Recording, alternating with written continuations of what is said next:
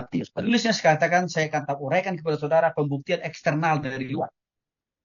Judul kitab ini Mateon dalam bahasa Yunaninya, ya, dalam bahasa Inggrisnya Matthew, ya, tapi dalam bahasa Yunaninya Mateon dan dalam bahasa Inggrisnya Matthew. Diterjemahkan dalam bahasa Indonesia menjadi Matius, ya. Terdapat ditemukan dalam manuskrip naskah. Artinya apa? Naskah aslinya maksudnya di sini ya. MSS itu artinya manuskrip naskah asli. Ya, penulisan Injil Lukas pertama itu ada ditemukan. Dan itu masih dalam bentuk tulisan tangan, Bapak Ibu. Jadi mereka ini menulis masih dalam tulisan tangan loh ya. Jadi Markus, Lukas, termasuk Yohanes dan Matius ini. Ya, dan juga nanti kita bahas dalam kita-kita yang lain. Itu masih tulisan tangan loh Bapak Ibu. Bahannya pun tadi disebutkan salah satu contohnya Lukas itu atau Markus itu menulis pakai di bahan kulit binatang. Ya, itu masih ditemukan pada saat itu menjadi salah satu pembuktian dari luar. Artinya kesaksian orang lain. Ya. Nah, itu perkiraannya ditulis kira-kira tahun 125 setelah Yesus bangkit ke surga. Ya. Nah, penulisnya langsung tangan Matius sendiri. Nah, perkiraan detailnya kira-kira tahun 150 Masehi. Ya. Matius menjelaskan logia dalam bahasa Ibrani dan setiap orang menafsirkannya sama seperti ya Matius. Artinya Matius menulis Injil Matius sendiri. Okay. Dalam bahasa Aramek dan Yunani melalui proses inspirasi atau pengilhaman dari Tuhan. Jadi rupanya Injil Matius ditulis oleh Matius pertama kali itu dalam bahasa Aramek. Ya. Lalu nggak lama kemudian juga menulis lagi dia dalam bahasa Yunani. Bapak Ibu coba nggak kebayang buat saya itu. Berarti Matius ini orangnya pinter. Bayangin Bapak Ibu. Dalam dua bahasa dia bisa menulis dari nol loh Bapak Ibu. Injil Matius. Satu bahasa Aramik dan juga yang kedua bahasa Yunani.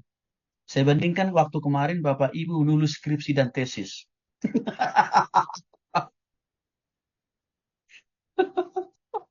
Kalau saya tidak kejar-kejar, kalau saya tidak tagih-tagih, lupa.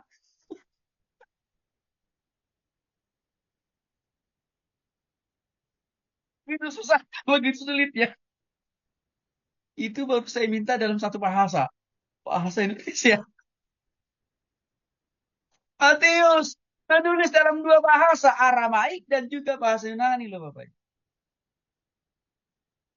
Walaupun pada akhirnya memang bahasa yang kita, alat kitab yang kita pakai dalam bahasa kita sekarang bahasa Indonesia, itu lebih banyak diterjemahkan dari bahasa Yunani. Jadi apa yang bisa kita belajar dari sini, saudaraku? Salah satunya, penulisan Alkitab itu, penterjemahan Alkitab itu bukan barang baru. Bukan hal yang haram. Halal. Karena itu sudah pernah dilakukan para penulis-penulis Alkitab yang pertama. Tadi Markus dan juga Matius. Maka sama, kenapa Lembaga Alkitab Indonesia masih melakukan juga penterjemahan Alkitab ke dalam berbagai bahasa suku bangsa Indonesia? Karena itu seturut dengan maunya Tuhan. Karena itu sudah pernah dimulai oleh para penulis Alkitab yang pertama. Bahkan Origen seorang teolog. Ya, dia hidup pada tahun 185 dan 250, sekitar 185 dan juga 254 Masehi. Dia menyaksikan juga bahwa Matius sudah menyiapkan bahan Injil Matius untuk petobat-petobat Yahudi, untuk orang-orang Yahudi. Oke? Dan itu diterbitkan dalam bahasa Yunani. Bahkan Irenaeus, Bapak Gereja Perdana, dan juga seorang apologet. Jadi istilah apologet itu bukan baru hari ini setelah Edis TV muncul. Bukan, Bapak Ibu, itu sudah muncul sejak zaman Alkitab. Mengatakan Matius juga telah menerbitkan ya, Injil Matius untuk kita baca, untuk kita pelajari, dan untuk kita ajarkan. Ini bukti eksternal. Tapi bagaimana dengan bukti dari luar? Sorry, bukti dari dalam, internal. Penulis Matius, maksudnya di sini, tidak mengidentifikasi dirinya memang secara langsung di dalam Injil Matius bahwa dia yang menulis. Tapi saya kira di sini ada motif kerendahan hati ya. Mengapa Matius tidak langsung menuliskan, gue yang nulis Injil Matius? Enggak. Tapi dia sengaja menyembunyikan dirinya karena dia mau tetap menjaga hati dan pikirannya di hadapan Tuhan. Sebab dia tahu dia tidak lebih tidak kurang hanya sebagai hamba. Tapi melalui kesaksian Markus dan Lukas menyebutkan dengan jelas Matius itu atau nama lainnya Lewi di Markus pasal 2 ayat 14.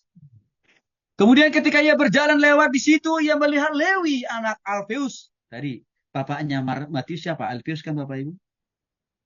Duduk di rumah cukai lalu berkata kepadanya, ikutlah aku, maka berdirilah Lewi. Lewi ini adalah Matius. Lalu mengikut dia. Ini kan waktu Yesus mau datang ke rumah Matius kan. Itu disaksikan. Itu direkam dan dicatat oleh Markus di dalam Injil Markus 2 ayat 14. Menjadi pembuktian dari sesama para penulis Alkitab bahwa Matius itu sungguh benar penulis Injil Matius.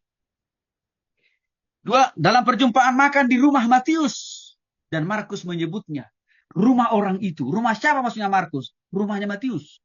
Di Markus pasal 2 ayat 15. Dan Lukas menyebutnya di rumahnya sendiri. Rumahnya sendiri siapa? Di rumah Matius maksudnya. Lukas pasal 5 ayat 9. Dan Matius menegaskan lagi di dalam Matius pasal 2 ayat 10. Rumah Matius sendiri. Ini peristiwa waktu Yesus ya, datang ke rumah Matius dan makan bersama. Jadi Markus, Lukas, yang notabene sesama penulis Alkitab, mengakui, menyaksikan, membuktikan, menegaskan penulis Injil Matius adalah Matius. Ada bahan Bapak Ibu. Penulis Injil Matius adalah Matius sendiri. Satu, Matius menunjukkan pikiran dan karakteristik pemungut cukai dalam Injilnya. Maka Matius nggak malu-malu mengakui bahwa dia sebelumnya adalah pemungut cukai, ya kan? Dan menarik, waktu orang-orang Farisi waktu itu mengkritik Tuhan Yesus karena masuk ke rumah koruptor, yaitu Matius. Yesus menantang Matius. Berani nggak kamu mengembalikan dari sekian banyak uang pajak yang kau korupsi? Matius pun juga tidak mau kalah. Tuhan, saya akan mengembalikan berkali lipat kalau saya malah memakan pajak atau melakukan korupsi dari pajak masyarakat. Itu ditulis ulang oleh Matius. Ini menunjukkan keterus-terangan.